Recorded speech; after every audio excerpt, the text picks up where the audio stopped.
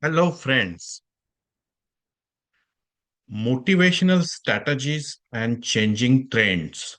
Under this podcast series, this is next episode. I'm going to try presentation mastery. Well, today is March the 14th. So if you write it month and day, then it becomes 0314. That means T14, which is equivalent to the mathematical pi. That's why today's day is called International Pi Day. I'm going to talk about pi. So let's see. Let me share my screen.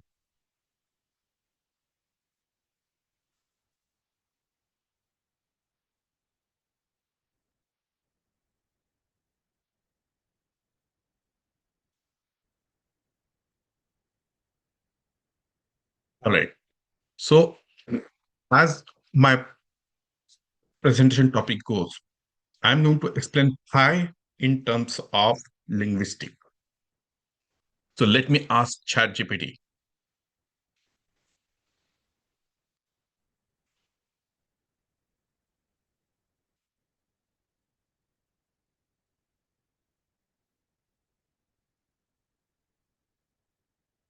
I created a prompt. Oops.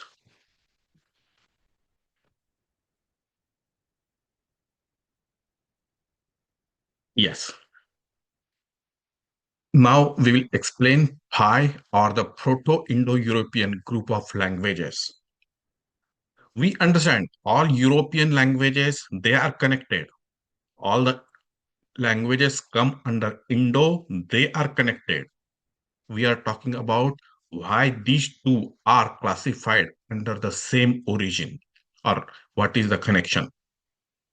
And when we are explaining it, I'm trying to go with the history, then the geography, where all this started, and then I will try to brief explain about the writing systems.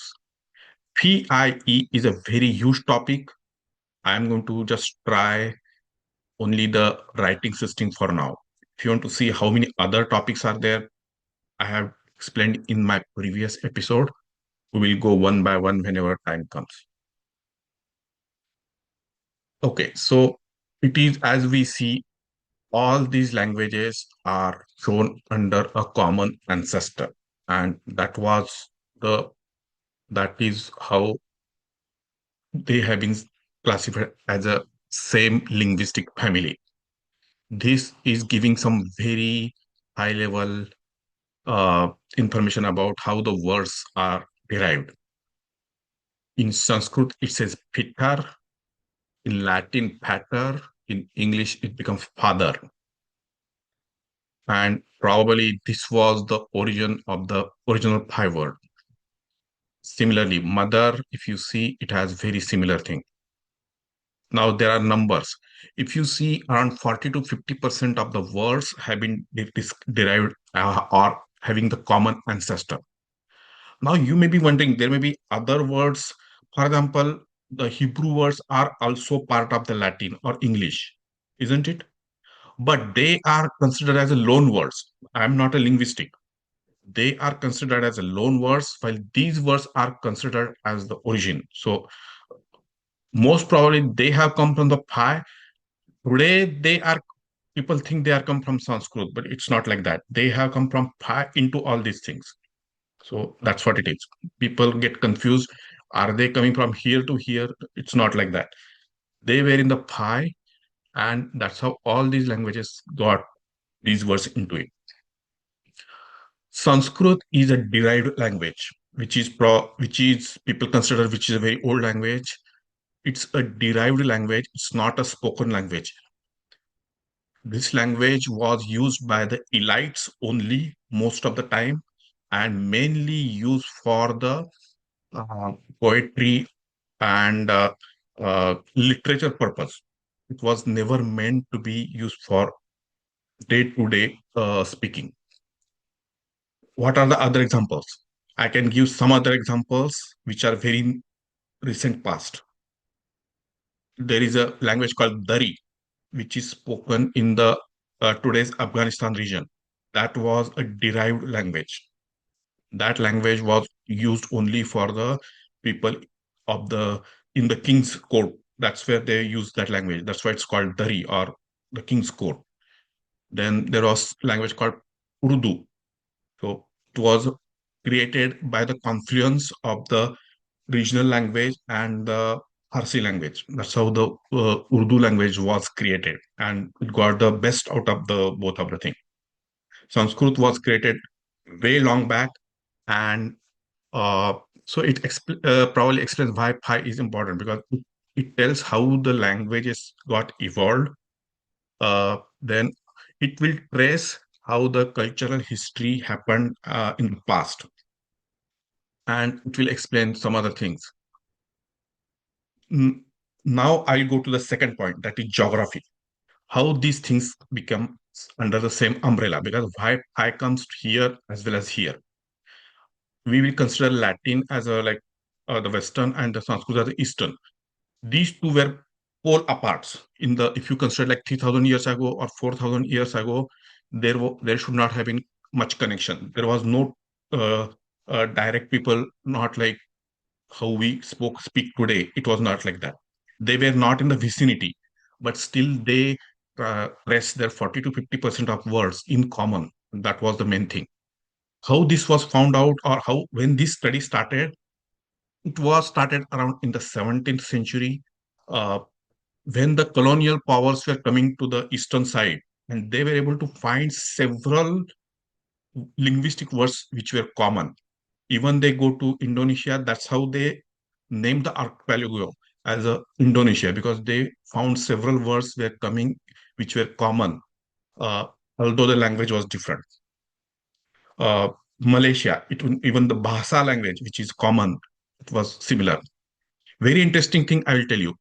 Uh, in the after the World War II, the nations were formed. That time Malaysia was forming, and uh, uh, uh, this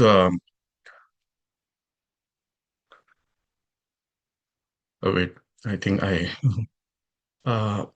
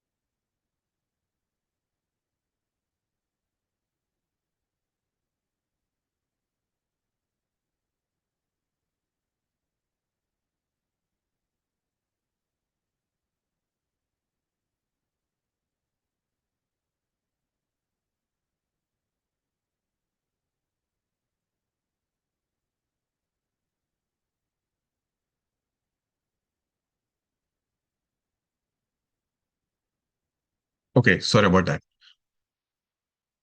So when the nations were forming and they were trying to name, there was a debate between Malaysia and Philippines.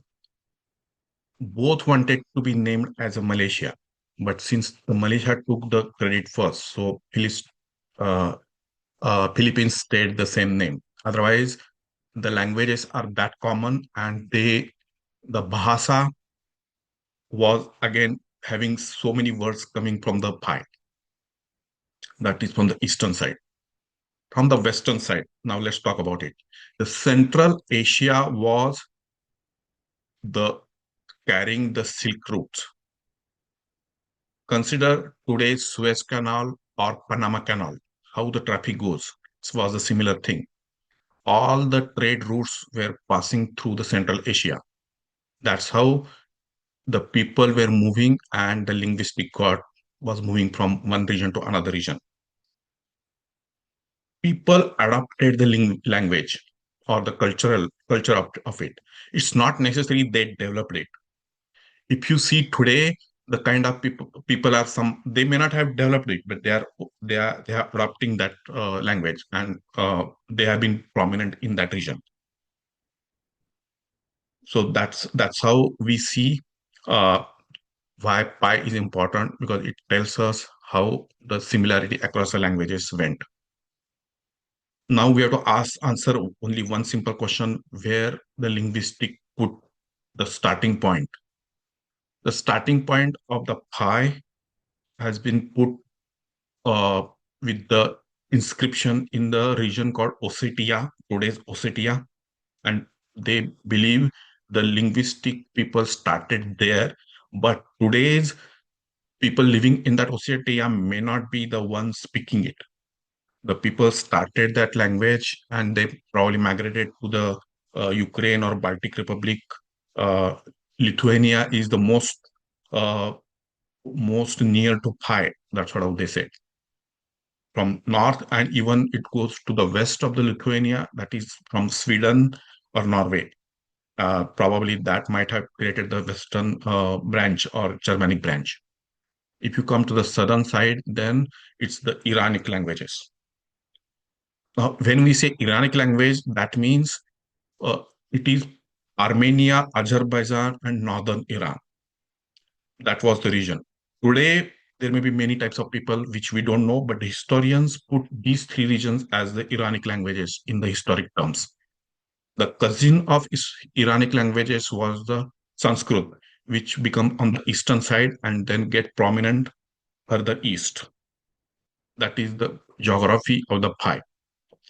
And we see if you put all the prominent languages, you will be able to find the clear way how the root of the word has been created. Okay, so we spoke about the history and the geography. Now today I wanted to put more emphasis on the writing system. Okay, so let me ask ChatGPT the next question.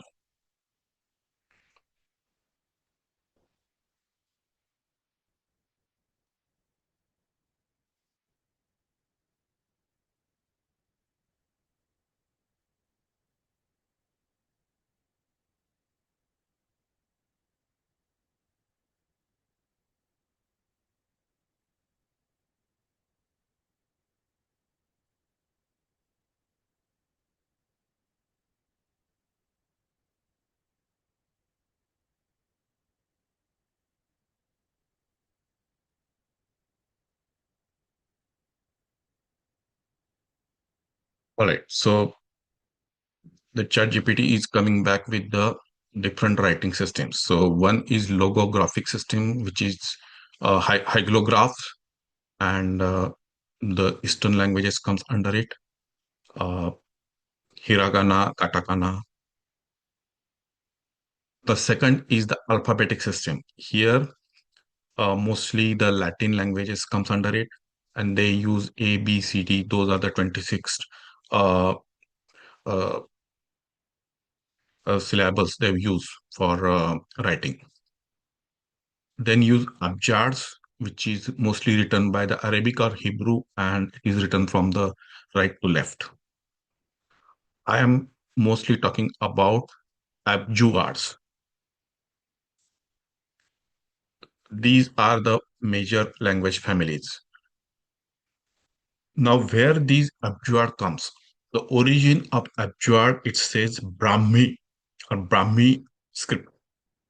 Brahmi region is in the Burma, today's Burma.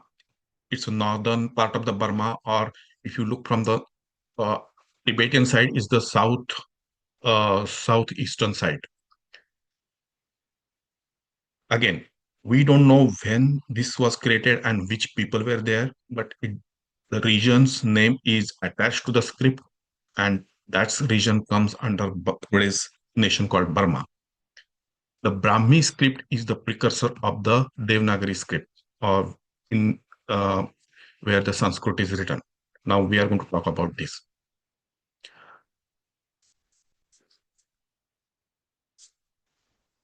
Now let me explain about.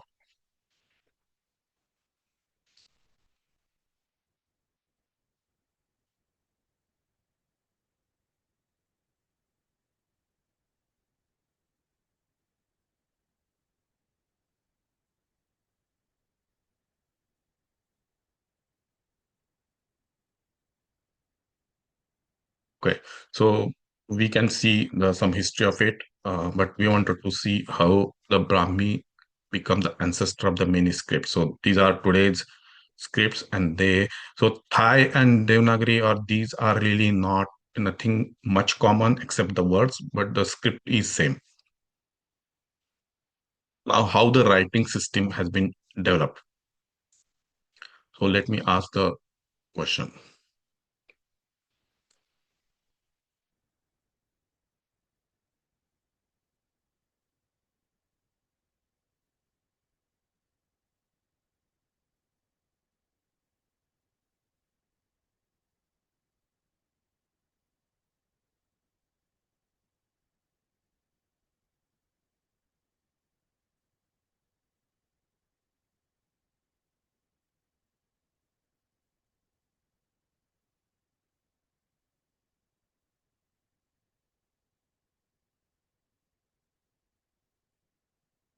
So this system also is consonant and vowel based, but it is organized in a much better way. Let me explain. If you see the Latin alphabets, they go A, B, C, D, E, F, G, 26 out of them. If you ask why A, then B, why D is fourth, or why F and G are placed where they are, you cannot tell. Why that order is there, you cannot explain. They did not categorize vowel and consonant differently. Everything has been put into 1 to 26 in some order. It suffices everything, but if you want to study the linguistic in terms writing system, those are like 1 to 26 in random order. That's what we could say. Now look at this. They have created this writing system into particular articulation groups. The group is velar, then palatal, retroflex, dental, and labial. What is velar? When you want to utter few words or pronounce few vowels, you have to use your back of the tongue against soft palate. For example, che, che. I think my mic is not catching certain frequencies, so let me tell it again. Che. You see, it comes from the uh, back of the tongue against the soft palate. Can you use the lips to say K? You cannot. They have classified 5 root words which you can pronounce this way. Let me pronounce all the 5 words, and then I will tell you. He, che, g, z, n. Probably my mic might not catch it correctly. Let me repeat. Che, che. There's a difference. Che, che, ge, ge, ge, n. They comes from the back of the tongue. Now I'll show you something called palatal. where tongue against the hard palate. Ch, ch, ch, j, j, nya. Do you see the difference? H, ch. So these are considered as a 5 root words. Now there is something called retroflex. So tongue is curled back. Or thick. Ta. Can you do using lips? You cannot. The soft form of t is if you don't curl the tongue, what happens? Ta, ta, ta. You got the difference? So that's how there are 5 words has been defined. They considered as a root. You can pronounce with your tongue curled back. Ta, ha, da, dha, na. Now the the word I want to explain more. The. In classical English, or they will say the word is there. The ocean, the tree. In some uh, accent, they will say the ocean, the. It's just the tongue curled back and forth. So that's how the accents get generated. Now there are few words, there are 5 words called dental. The, using tongue. The, no. Now there are some words you can utter only with your lips. P, P. Can you do, there is no tongue involved or no throat involved. P, P, P, F, F, B, B. See? So there are 5 words again. P, P, P, B, H, M. If you see 1, 2, 3, 4, 5, these are the exactly how our vocal cord works. And they 25 letters have been defined. The last of the 5 is called the nasal. I will show you. Pa, tha, ba, bha, ma. Ma comes from the correct pronunciation comes from the nose. Ma. Then this that in the dental ta, tha, da, dha, na. Na is again nasal. Na. So these are the ones. The 5th letter is becomes null. Now the vowels. So we saw the consonant and then vowels. In English, we have A, E, I, O, U, or in Latin alphabets, there will be 5 vowels. A, E, I, O, U. They are everything is part of 26. But here we say 25 without vowels. Now how vowels comes? There is a one vowel. That's the only thing. Problem. If I am correct. Then if you stretch then the if you use like E, like if you spread the mouth in lateral way, it becomes E. Then make the elongated E, U. All those are really of or A. In in Latin alphabet, A, E, I, O, U, all will be actually can be represented by A, which is the way how, actually it's just a change of the way how you pronounce it.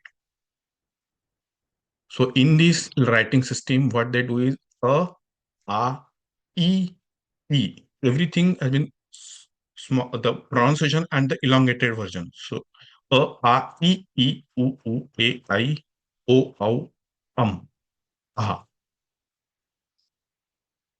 That's how this has been derived. Now these and consonant are mixed. Like how we say do not, when we combine it becomes don't. It's similar. When you say ka,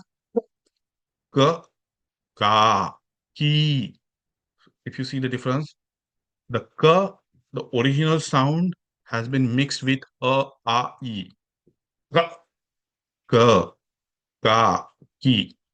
It's the same way how the English use K and A or K E, K O. It's a similar. So that's how these words will get added to this 25 and create the different phonetic sounds. That's it, really. Then there are some additional writing ways like umlaut or like colon at the top or that whatever we call umlaut. That's there are certain things are there. Then there are two special words called sa or s and ha that is coming from your breath.